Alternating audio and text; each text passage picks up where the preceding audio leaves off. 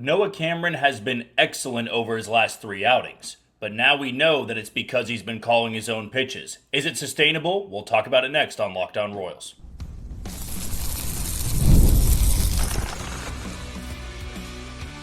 You are Locked On Royals, your daily Kansas City Royals podcast. Part of the Locked On Podcast Network, your team every day. You are tuned in to another edition of Locked On Royals and the Locked On Podcast Network. As always, I'm your host, Jack Johnson, and you can find me on Twitter at JohnnyJ_15. That is at JOHNYJ_15. You also can listen to us wherever you download your podcast. That can be Spotify, Apple Podcast, Amazon Music, Google Podcast, Odyssey, and YouTube. Just be sure to hit the follow button and subscribe.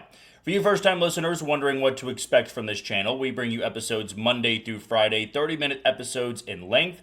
And tomorrow is our mailbag episode, so if you want to be included, respond below to this video, title your comment Mailbag Friday, then put your question, or you can wait for my tweet that I'll put out a little later on in the afternoon. Very easy for me to find it there as well. Just a little bit tougher on YouTube if you guys just post a question, because there's about 60 to 70 notifications that I always have to go through. Before we get started, I want to tell you today's show is brought to you by Gametime. Download the Gametime app, create an account, and use code LOCKEDON for $20 off on your first purchase. The Royals made it back-to-back wins last night after another stellar outing from Noah Cameron. He goes 8 innings, allows just 1 earned run, and you could maybe put an asterisk next to that 1 earned run because it came in an inning where Michael Massey had a bad defensive gaffe. It technically wasn't an error, it was a fielder's choice, so the run would be earned. But if Michael Massey just makes the easy play and tosses it to second base, I doubt there's going to be a bunt single there because I'm sure the Twins would change up what they're trying to do at the plate. We might have seen Noah Cameron have back-to-back outings where he had 8 scoreless innings, both tying a career high, of course.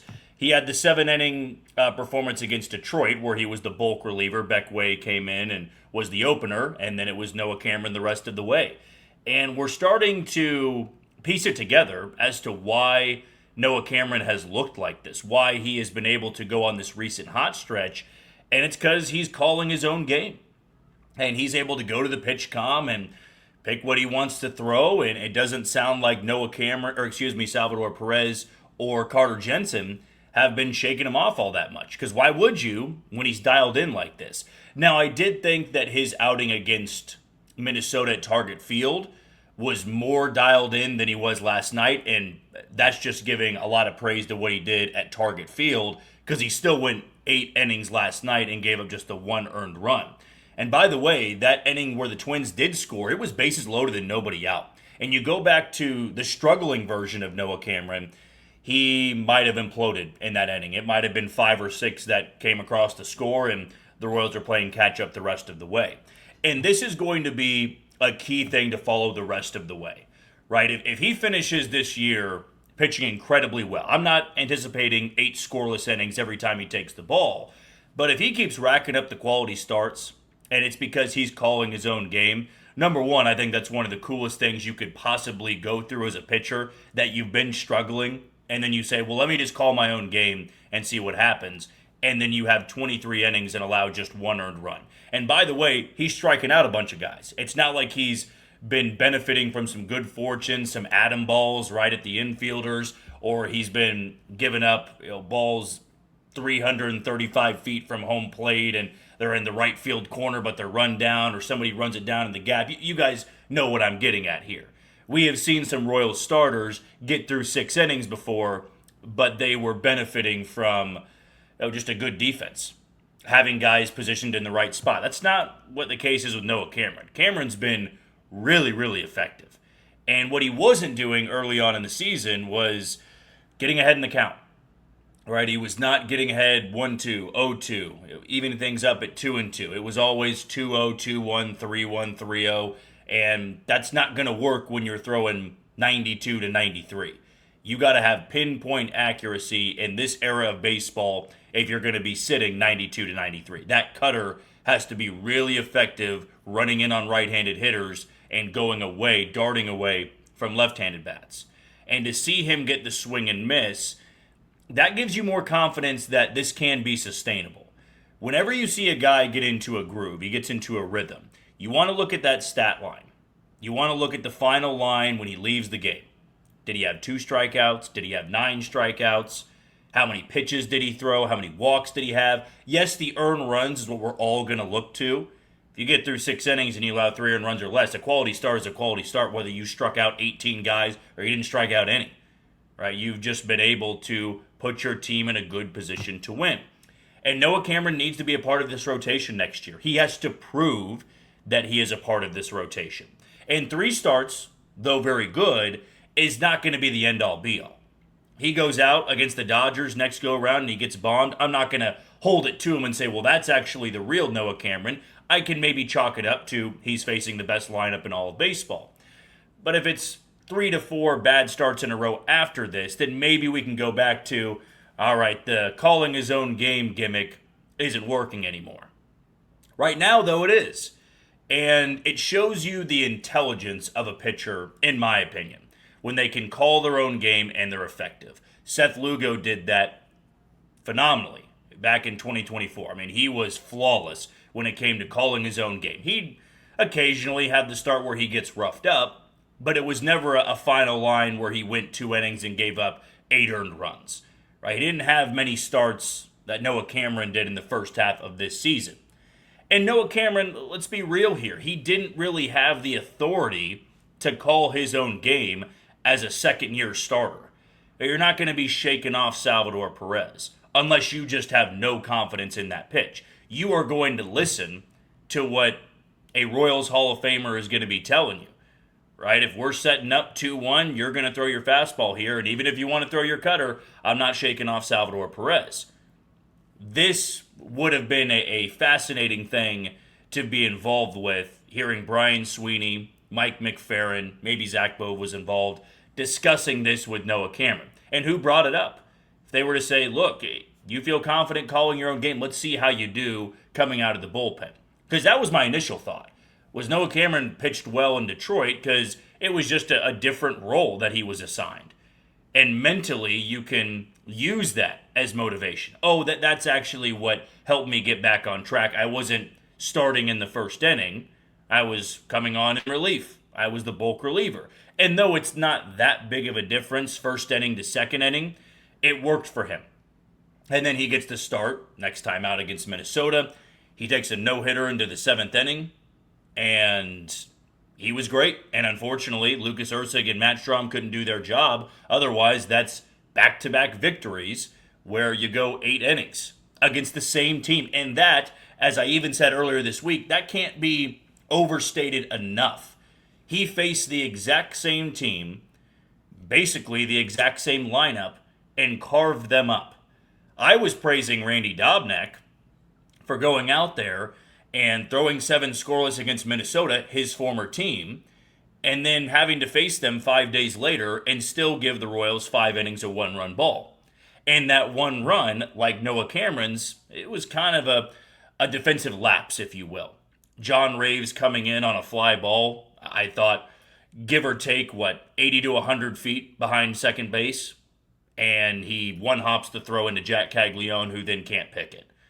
Jack Caglione's in right field. They don't even dare running on that arm. But that's also a part of the game. It's not going to be an unearned run because it's not an error on John Rave. He was trying to hit the cutoff man and wasn't that great of a throw, but maybe the error goes to Jack Caglione in that situation. I'm getting too caught up in that. What I'm trying to say is it's really hard to do that. I don't care if you are Jacob Mizorowski or you are Dean Kramer, who last night came in with a 6.4 ERA or whatever it was. It is hard to face the same team twice in less than a week. And Cameron looked so dominant last night. And he's the guy I'm watching in the rotation the rest of the way. I'm curious who's going to start tomorrow night. And we might get into that at some point later on in the show. But Lucas Braun is scheduled to start tonight for Omaha. They could always pull him and start him tomorrow, but he's not in the 40-man. Henry Williams is scheduled to start for the Storm Chasers tomorrow. He's also not in the 40-man roster, and he's got a 6+ ERA for the Storm Chasers. So I don't know what the Royals want to do because they need to have a permanent replacement for one spot in the rotation. Luinder Avila and Stephen Kolek are not coming back, and you are riding the high of Noah Cameron and Michael Wacha and Randy Dobnak and Seth Lugo keeping you in ball games. The offense always hasn't held up their end of it, But it has been a nice stretch of games where Royals starters have been pretty good. Luinder Avila was not good against Colorado. Seth Lugo, his final inning, he got blown up a little bit in that series finale. But in this series, you can't ask for much more from two guys that, of late, have really saved the bullpen and have really saved the rotation. He is the guy I'm circling every start the rest of the way. When Noah Cameron's out there, I want to see how he does. Because he's the guy who's young enough where we're still evaluating him. What can he be in 2027? Is he a starter? Is he the number 5? Is he the number 4? Is he the number 3? Is he a long reliever? Is he a bullpen guy? I don't know if I could ever see him as a one-inning guy. But if it doesn't work out as a starter, he's going to be a long reliever. Same goes for Randy Dobnak. But we'll see. He's got quite the test ahead of him. And I'm glad that he's had these 3 starts going into that. Because now it's just going to be fun to watch. Can he do the same thing against a lineup involving Shohei Ohtani, Freddie Freeman, right? You've got Teoscar Hernandez. Kyle Tucker's not been the same, of course. But you can go up and down that lineup. There's all-stars everywhere. There's all-stars all over the diamond for the Dodgers. And those Skubal, they will face, I believe it'll be Waka that'll be facing him in that series. I could be wrong on that. But should be a lot of fun to watch, and I can't wait to see what Noah Cameron looks like at Dodger Stadium. Do you believe this is a sign of things to come for Noah Cameron, or is it just a blip on the radar? Let us know in the YouTube comments below. Okay, we're going to take our first break of the show. When we come back, I'm going to tell you why the Royals need to be looking for arms this offseason that resemble Steven Cruz. We'll get into it next on Locked On Royals. Whether you're betting on the big game, player props, or building your next parlay, having the right information makes all the difference. Tracking odds across sportsbooks like FanDuel, finding value picks, building parlays, tracking bets, and analyzing performance, Clutch Parlays gives you the tools to make every wager with more confidence. Instead of piecing together odds, pregame analysis, live predictions, bet tracking, and analytics from a bunch of different places, Clutch Parlays brings it all together in one streamlined experience. So with Clutch Parlays, you can find the best line, build smarter parlays, track every bet, and make more informed betting decisions, all with ClutchParlays.com. Go to ClutchParlays.com today and use code LOCKEDON for your first month free on the monthly plan. ClutchParlays.com bring together live odds, line shopping, predictions, bet tracking, and analytics in one place so you can bet with more confidence. Pick smarter and parlay sharper. I also want to tell you about the official sock brand partner of Major League Baseball, and that is Stance. Stance knows greatness isn't built in a single moment. It's earned over time through consistency, preparation, and showing up every day. That's why each week we're recognizing one player whose performance embodies those same qualities. For my pick, I'm going to look to Michael Wacha tonight. I expect him to keep the trend going. You've had a great start from Randy Dobnak. You've had a great start from Noah Cameron. I expect him to do the same as the Royals would go for a sweep of the Minnesota Twins. And with Stance, you can check out the Icon Collection from Stance. Premium comfort, performance, and durability designed for whatever your day brings. Use promo code LOCKEDON at checkout for 20% off your purchase. Stance, the official sock partner of Major League Baseball. Learn more at stance.com. On to segment number 2 of Locked On Royals and the Locked On Podcast Network. I'm your host, Jack Johnson, and you can find me on Twitter at JohnnyJ_15. Steven Cruz was the closer last night, and I have a pretty good idea at this point what his role is moving forward. It's the role that Lucas Erceg had last year when Carlos Estevez was the ninth inning guy. He was the closer. He led the league in saves, and maybe that's not even the perfect comparison. It might be more Lucas Erceg from 2024. The toughest part of the lineup is due up. He might be in there in the 7th inning or the 8th inning. That's what we saw on Tuesday night. He was in there, gave up the home run to Josh Bell, but then was able to kind of come back to form and get out of that inning without allowing any further damage. If the Royals get through 8 innings and a guy like Noah Cameron is dealing, or the best part of the lineup was in the 6th inning and John Schreiber's in there, then they're going to turn to Steven Cruz. So if he's available, he will get the 9th inning. By definition, that would make him the closer. I would just call him the fireman. And last night, he was doing what we rarely have seen a Royals closer do in a long, long time. Really since Lucas Erceg was at his peak. And he was hitting 100 with regularity. He threw the 5 hardest pitches on StatCast last night, all over 100 miles an hour. 101 was his max. He also had 100.8, 100.6, 100.4, and 100.2. Clearly, he is having that confidence now to let it eat, right? He's aired it out a little bit, and he wasn't really able to do that last year, which is why I believe the strikeout numbers were down. He was too focused on command, which is important. Steven Cruz going out there throwing 99 to 100 with little control. You can't throw him in high leverage spots. I would still work with him, but you're not going to throw him into the 8th inning in a 1-run game or put him on for the close. Now you can do that, mainly because the bullpen has been so poor. But this is a guy that pumping 101 with 2 strikes, few guys are going to be able to square that up. Josh Bell got to him on Tuesday night because they had previous experience from the week before, right? And Steven Cruz had faced Josh Bell. Josh Bell said, he's going to try to get ahead of me with a 100-mile-an-hour fastball right down the middle, and I'm going to be prepared for it. And that he was. He hit it into the water in right center field. What gave me the idea for this second segment is just watching him go through those 3 batters. The way that he froze Cody Clemens with 100 on the inside corner. And how, going back a week ago, I hate to reopen the wound, but Matt Strahm, it was worthless for him to face Clemens in that spot because he doesn't throw hard anymore. He could have put the slider in a perfect spot, and he's still not going to be able to put Cody Clemens away. Steven Cruz facing Cody Clemens, okay, you might be able to guess in that spot, but you still got to be able to catch up to 100.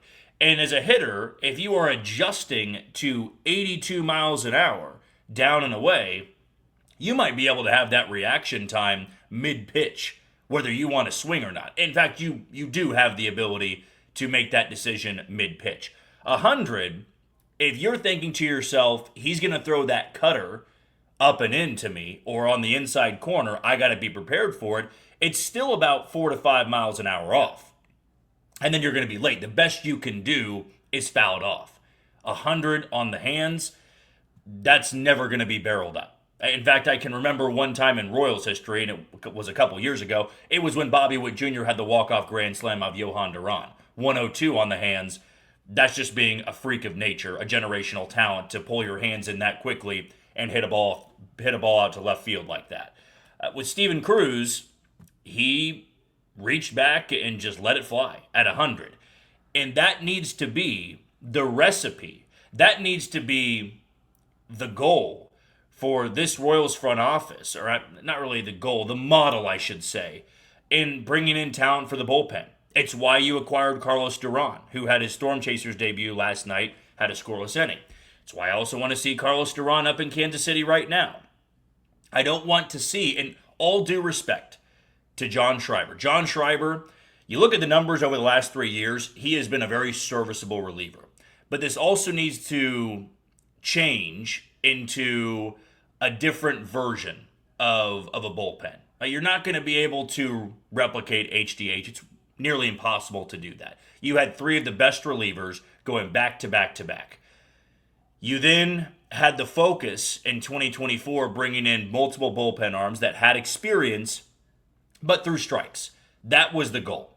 J.J. Picollo wanted to overhaul the bullpen, bringing in guys with experience and could raid the zone, as Brian Sweeney likes to call it.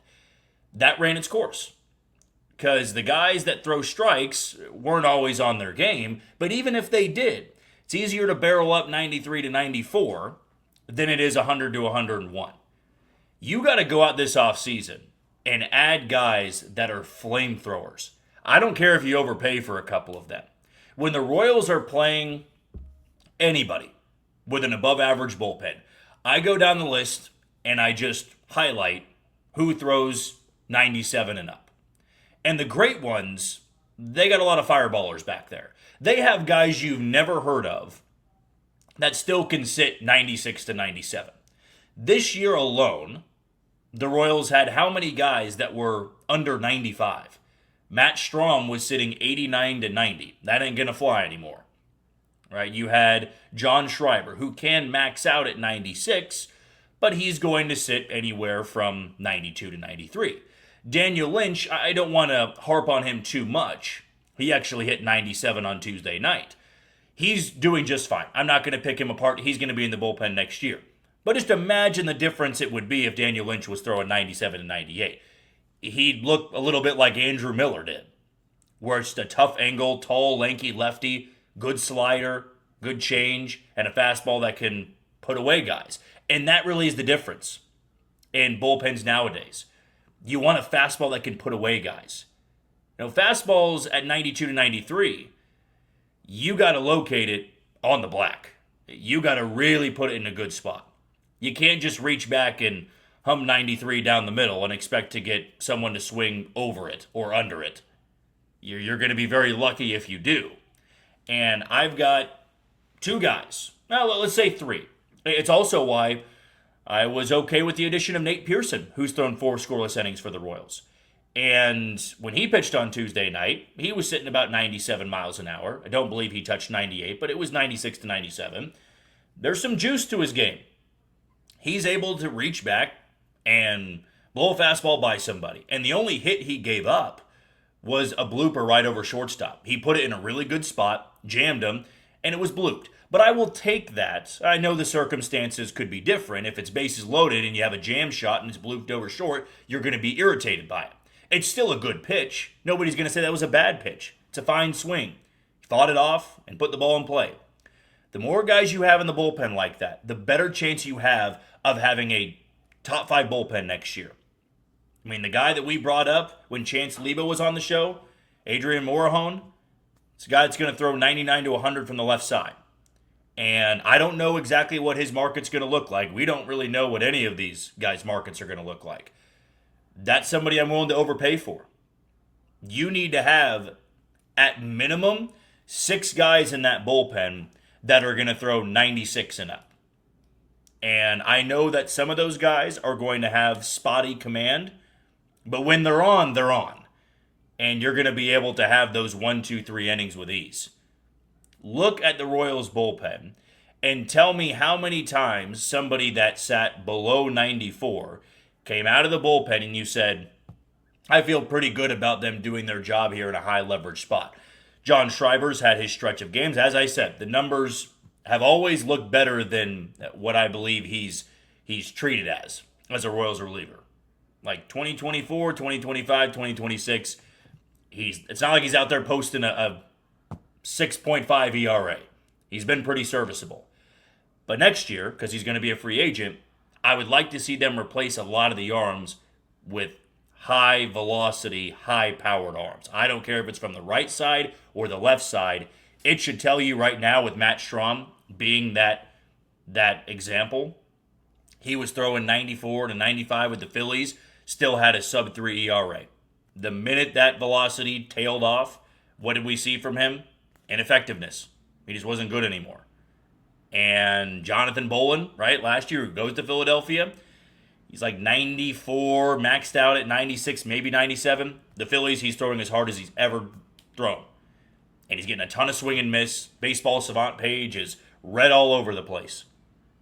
High-powered stuff is going to get more swing and miss, is going to build you a better bullpen. They need to find more guys like Steven Cruz. That's why I want to see what Carlos Duran has. Can he be like Steven Cruz? And it's about time they find out. Okay, we're going to take our final break of the show. When we come back, the little mistakes the Royals make in the field still bug me. And I'm going to tell you why that has to be fixed before the end of the season going into next year. That's coming up next on Locked On Royals.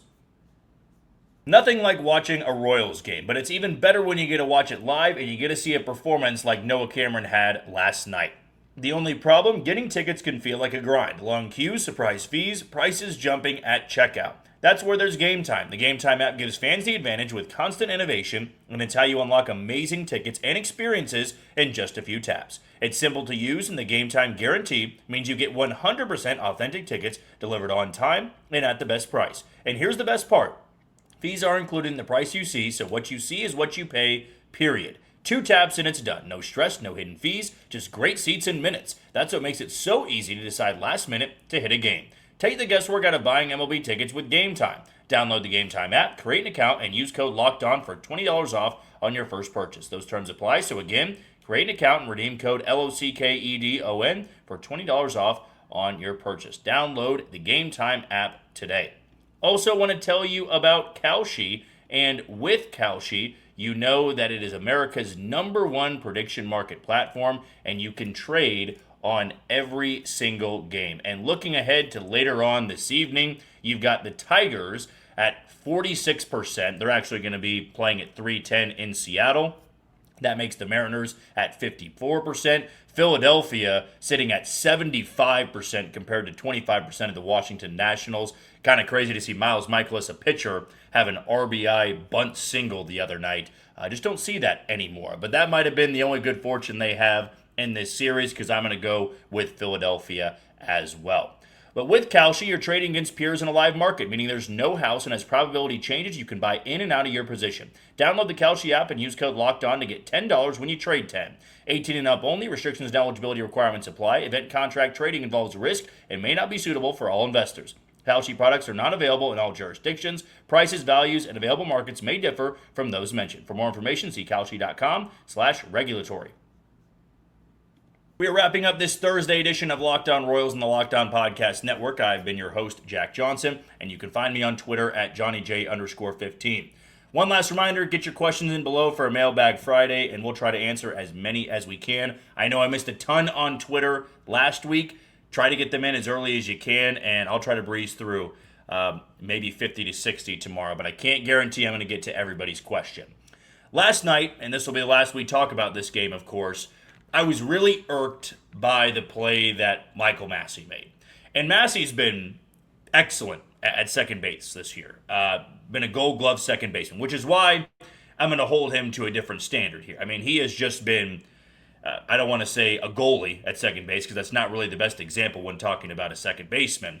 But he has always made the heads-up play. I remember when Andrew Velasquez and Tyler Tolbert had that gaffe in Detroit. I was thinking to myself, man, if they had Michael Massey over there, who then went on to hit the go-ahead home run. And he did the same last night, so he made up for it, and it all kind of becomes a moot point. I thought to myself, if Massey's in that spot, they're going to be able to get the double play, and they're out of that inning. Last night, I understood the reasoning behind it. You want to go to first base because Josh Bell had stopped, and you want to get the out there, then fire down to second, and now you got a double play. It would have been brilliant if it worked out. But I go back to listening to the broadcast on Tuesday night, and it was Ryan Lefebvre discussing, I believe it was a play made by Nick Lofton, or maybe it was Bobby Witt Jr. It was actually Jack Caglione. That's what it was. So I went around the diamond and was wrong the first two times. But Caglione got the ground ball at first base, and he fired to second, and Bobby just held on to the ball. There was no need to fire it to first base. And Lefebvre had said, we see so often in baseball guys trying to do too much in the field, where you got to make sure you get one out in that spot. And oftentimes, guys trying to get 2 outs end up getting no outs. I thought it was a great way of looking at it, where you get too cute with it, right? You have guys that are trying to field a bunt, and there's a slow runner who's bunting it, and they fire down to second base. It's airmailed into center field. Now it's second and third, or first and third, and nobody out. The little mistakes this year, and I'm not just trying to harp on Massey because he's rarely been a part of this, but it's been the little mistakes that keep piling on top of each other. The worst defensive gaffe we've probably all seen was at Citi Field against the Mets. The ground ball back to Seth Lugo. Lugo fires it to first base wildly. Jack Caglione gets it, fires wildly to third or home or wherever he was trying to throw. And then it was Lofton getting it, firing it wildly home, and it was a circus. And those are the little mistakes that you just can't make. Base running, right? Getting a bunt down. Now, I also like to pick and choose the times in which you should be bunting. For example, last night, the Royals ended up tying the game, but I was not for bunting Nick Lofton to set up John Rave, who had grounded into a double play, or back in the second inning or whatever it was. Like, to me, if you're going to bunt for somebody, bunt for Bobby Witt Jr., bunt for Jack Caglione, your top hitters, right? Don't bunt for somebody who's had less than 20 games at the big league level this season. The little mistakes have to be cleaned up, and I want to see it cleaned up by the end of the year. Because teams that play in the postseason, Teams that win it all, and that is the ultimate goal, they don't make mistakes like that. That has to change. It has been great to see guys improve defensively year in and year out, to see Isbell become the center fielder that he is, to see Isaac Collins start the year poorly and then start to pick things up. Caglione, another example. Seeing Michael Massey become a Gold Glover, Michael Garcia become a Gold Glover, Bobby moving from third to short, even though he was always a shortstop. Seeing those improvements, I love that. And you're going to have mistakes from time to time. But I can live with the bad throw to first base. No ground ball, it's routine. Okay, it happens from time to time. The little mistakes that can be preventable because you're trying to do too much, that's what I don't enjoy seeing. And the players would tell you themselves, they take blame for it. They're not trying to make excuses for it. But it's got to be cleaned up because this is the big leagues at the end of the day. And teams that play winning baseball don't make those little mistakes. Okay, that's going to do it for another edition of Locked On Royals on the Locked On Podcast Network. I've been your host, Jack Johnson. Thank you for making Locked On your first listen every day. For your second listen, find the all-night Locked On MLB Game Night. Every game, every night, until a World Series champion is crowned. Get local analysis on a national scale, and find MLB Game Night on Locked On MLB on YouTube or wherever you listen to your podcast. Tomorrow, it'll be a Mailbag Friday, so be sure to get your questions in. But until then, you take it easy, Kansas City.